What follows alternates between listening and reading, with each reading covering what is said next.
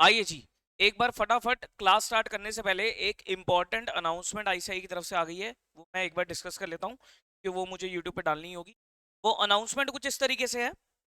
वो अनाउंसमेंट है आपकी, जैसा कि आईसीआई ने अनाउंस किया था कि एग्जाम जो होंगे वो थ्राइस इन अ ईयर होंगे, फाउंडेशन के और इंटरमीडिएट के। कब कब होंगे? जनवरी सितंबर में होंगे, जनवरी में होंगे एंड देन मई में होंगे। ठीक है, फाइनल के आपके वही 2 बार चलेंगे, मई में और नवंबर में। उसकी डेट्स के बारे में इंस्टीट्यूट ने बताया है, एक बार पढ़ लेते हैं क्या कहता है। Cut off date for enrolment in foundation and intermediate course for appearing in September and January exam. The ICI has decided that from May June 24 onwards, inter and foundation exam will be held thrice in a year, that is May June September and January. मतलब मई में या जून में, मई और जून oblique इसलिए लिखा क्योंकि foundation का एग्जाम जून में होता है, उसके बाद सितंबर में और जनवरी में। ठीक है जी। From the existing practice of twice a year, NCA final course exam will be held twice a year, that is May and November. Student who are fulfilling the eligibility criteria for admission to the foundation course that is registered with the BOS of ICI with a minimum period of 4 months. देखो वो कह रहा है कि वो eligibility criteria आपको पूरा करना पड़ेगा। एलिजिबिलिटी क्राइटेरिया क्या कहता है कि जिस मंथ में एग्जाम होने हैं ना, उसकी 1 तारीख से 4 महीने पहले, जिस मंथ में एग्जाम होता है उसकी 1 तारीख से 4 महीने पहले आपको फाउंडेशन में रजिस्ट्रेशन कराना है, और उसकी 1 तारीख से 8 महीने पहले आपको इंटरमीडिएट में रजिस्ट्रेशन कराना है। जैसे मतलब एग्जाम होने हैं सितंबर में, फॉर एग्जांपल सितंबर का बात पकड़ के चलते हैं, तो 1 सितंबर से 4 महीने पहले पकड़ के चलो कौन कौन से होंगे। मई, जून, जुलाई, अगस्त, यानी कि आपको 1 मई तक, लिख के आपको समझाऊं, अगर आपका एग्जाम होना है कब, जैसे कि आपका लेट से एग्जाम होना है कब, सितंबर में, एग्जाम होना है कब, सितंबर में,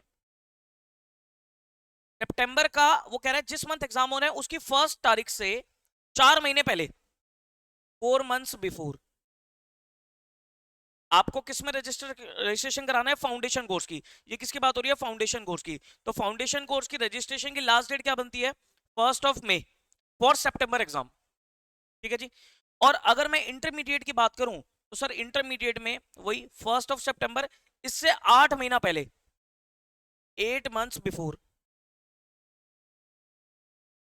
अब सितंबर से 8 महीना पहले अगर आप बात करोगे तो बनेगी आपकी डेट 1 January। तो 1 January तक आपको इंटरमीडिएट में रजिस्ट्रेशन कराना है। यानी कि क्रक्स क्या निकल के आता है कि जिन लोगों को भी सितंबर में एग्जाम देना है उनका फाउंडेशन का रजिस्ट्रेशन 1 May तक हो जाना चाहिए।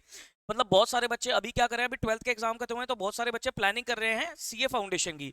तो सीए फाउंडेशन में अगर आपको सितंबर वाली टर्म में बैठना है, सितंबर वाले एग्जाम में बैठना है, तो आपको 1 May तक रजिस्ट्रेशन कराना है सीए फाउंडेशन का। और जो लोग भी इंटरमीडिएट में सितंबर में बैठना चाहते हैं उनका रजिस्ट्रेशन 1 जनवरी तक हो जाना चाहिए था। अब सर पंगा क्या आया, पंगा यह है कि जिन्होंने फाउंडेशन का एग्जाम दिसंबर में क्लियर किया था, सुनना मेरी बात ध्यान से, फाउंडेशन का एग्जाम दिसंबर में क्लियर किया था, उन सब बच्चों ने रजिस्ट्रेशन की जो लास्ट डेट है वो 1 मार्च अज्यूम करते हुए, क्योंकि फेब में रिजल्ट आया था तो फेब और मार्च के महीने में रजिस्ट्रेशन कराया। ठीक है, तो यानी कि फेब और मार्च में आपने रजिस्ट्रेशन कराया तो आप सितंबर के लिए एलिजिबल नहीं हो। ध्यान रखना, आप सितंबर के लिए एलिजिबल नहीं हो। अभी तक मैं बच्चों को यही बोल रहा था कि जिन लोग अभी एग्जाम नवंबर था वो हो सकता है सितंबर में देना पड़े, लेकिन जो लोग भी बच्चे फाउंडेशन के दिसंबर क्लियर करके आए हैं, जिन्होंने फेब और मार्च में रजिस्ट्रेशन कराया है, या मेरा जो ऑनगोइंग बैच की अगर मैं बात करूं, वो लोग सितंबर में एग्जाम देने के लिए एलिजिबल नहीं है, क्योंकि 8 महीने वाला क्राइटेरिया पूरा नहीं हो रहा। बात समझ में आती है? तो यानी कि आप लोगों का जो एग्जाम पड़ेगा फर्स्ट अटेम्प्ट, वो आपका जनवरी में पड़ेगा। पंगा आ गया क्या, जनवरी में पड़ेगा। यानी कि अब नवंबर की बजाय आपको 2 महीने और आपका लेट हो गया अटेम्प्ट, जनवरी में पड़ेगा, नहीं तो आप नवंबर में दे दे। अब यहां से सबसे बढ़िया पॉइंट पता क्या निकल के आता है कि जनवरी में वो बच्चे, अब मैं सबको बोलूंगा कि भाई साहब बोथ ग्रुप्स के लिए तैयारी करो। अब मैं सबको बोलूंगा बोथ ग्रुप्स के लिए आप एलिजिबल हो, बोथ ग्रुप्स की तैयारी करो, और जनवरी में अपना एग्जाम बोथ ग्रुप्स के लिए आपको लिखना है और क्लियर करना है। ठीक है, आगे अनाउंसमेंट एक बार दोबारा पढ़ लेते हैं। इंस्टीट्यूट ने भी एग्जांपल के तौर पे बता दिया कि भी जो लोग भी फाउंडेशन का एग्जाम सितंबर में देना चाहते हैं उनकी रजिस्ट्रेशन की लास्ट डेट 1 में है, और जो लोग भी इंटरमीडिएट का एग्जाम अपना जनवरी में देना चाहते हैं, सितंबर के लिए तो एलिजिबल है ही नहीं क्योंकि सितंबर की डेट जा चुकी है 1 जनवरी। जो लोग भी इंटर के एग्जाम में जनवरी 25 में बैठना चाहते हैं तो उन लोगों की लास्ट डेट कब है, 1 May, क्योंकि 1 में से 8 महीने काउंट करोगे तो जनवरी में जाकर वो खत्म होते हैं। ठीक है, अब वो कहता है सितंबर में जिनको एग्जाम देना है, सितंबर 2024 में इंटर का एग्जाम जिनको लिखना है उनको इंटरमीडिएट, चाहे वो फाउंडेशन रूट्स आए चाहे वो डायरेक्ट एंट्री रूट्स आए, उनको 1 जनवरी तक रजिस्ट्रेशन कराना चाहिए था। तो जिन्होंने करा रखा है, ऑब्वियसली जिनका फाउंडेशन क्लियर नहीं हुआ था वो तो करा ही नहीं पाएंगे, पुराने कोई डायरेक्ट एंट्री वाले बच्चे हो सकते हैं। जिन्होंने 1 जनवरी तक रजिस्ट्रेशन करा रखा है वो सितंबर वाली टर्म में बैठ सकते हैं। अब जो लोग भी बच्चे, जो लोग भी अभी मई में जो एग्जाम देने वाले हैं, किसका, इंटरमीडिएट का एक ग्रुप देने वाले हैं, ठीक है, उन लोगों का जो आपका सेकंड ग्रुप रहेगा वो एलिजिबल रहेंगे सितंबर वाले अटेम्प्ट के लिए। सितंबर में वो सेकंड ग्रुप के लिए एलिजिबल रहेंगे, वो कर सकते हैं तैयारी, ठीक है। या जिनका अगर बाय चांस एग्जाम सही नहीं होता, क्लियर नहीं होता, तो वो भी सितंबर वाली टर्म के लिए एलिजिबल रहेंगे। इससे एक पॉइंट निकल के आता है सामने, इससे एक पॉइंट ये निकल के आता है रिजल्ट का। तो there is a high chance कि रिजल्ट इंस्टीट्यूट आपका विद इन अ मंथ ही डिक्लेयर कर देगा। तो आपके मई वाले एग्जाम होंगे तो इसका result institute with in a month ही डिक्लेयर कर देगा, ठीक है।